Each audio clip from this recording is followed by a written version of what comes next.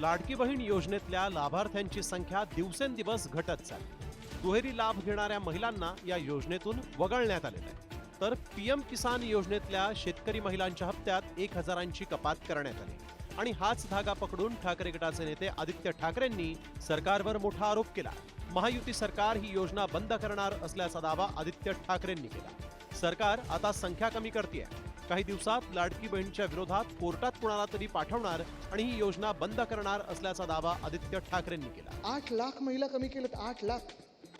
म्हणजे तुम्ही विचार करा, एका वेळी जे सांगत होते 2.5 कोटी महिलांना ह्याचा लाभ मिळणार, अमुक मिळणार, तमुक मिळणार, 2.5 कोटीवरनं आता जवळपास 50 लाख महिला कमी करणार आहे। तुम्ही लिहून घ्या, ह्यांचंच कोणतरी कोर्टात जाईल आणि हेच लोक कोर्टात जाऊन कोर्टातून ही योजना बंद करतील, लाडकी बहीण योजना बंद करून टाकतील। त्यांच्या या आरोपांवर महायुती सरकार काय उत्तर देणार याकडे आता लाडक्या बहिणींचं लक्ष लागलंय।